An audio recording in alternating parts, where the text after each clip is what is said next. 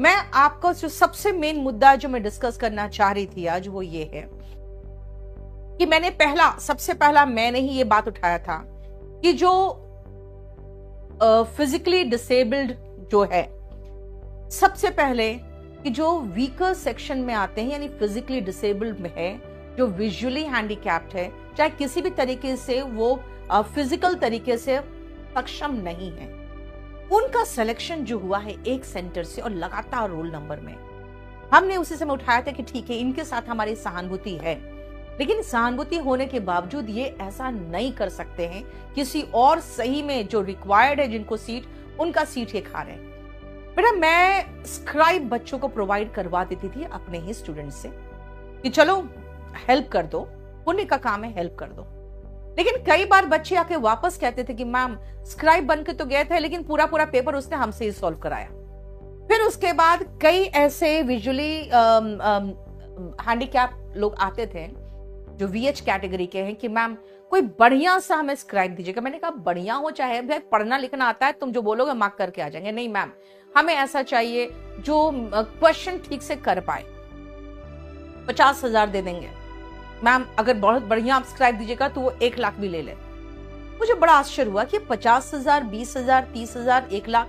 फिर उसके बाद मैंने क्या किया, मैं पर्सनली देना मैंने बंद कर दिया कि भाई मैं अपने स्टूडेंट्स को नहीं दे सकती हूँ, आप अगर मुझे रिक्वेस्ट दोगे मैं फेसबुक में अपडेट कर दूंगी।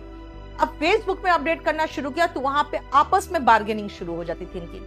फिर 1-2 स्टूडेंट ने मुझे कहा कि मैम उसने मुझसे 20,000 मांगा, मैंने 20,000 जुगाड़ करके 10,000 पहले दे दिया और वो एग्जाम के सेंटर में पहुंचा ही नहीं। उसके बाद से मैं पूरी कोशिश करती हूँ कि स्क्राइब का मैं अपने फेसबुक पे अपडेट नहीं करूं।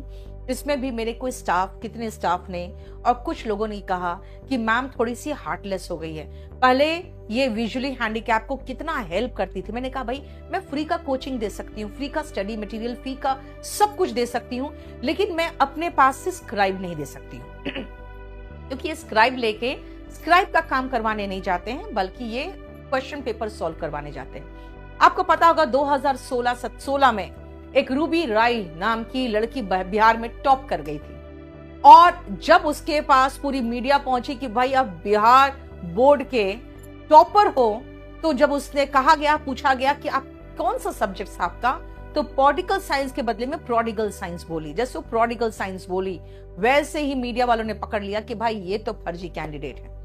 और उसके बाद वो अरेस्ट हुई थी। उसने क्या जवाब दिया था, उसने मीडिया के सामने यही कहा था कि मैंने तो पापा को कहा था मुझे पास करा देना, वो टॉपर बनवा दिए तो मैं क्या करूं, वो ने मुझे बिहार बोर्ड का टॉपर बना दिया।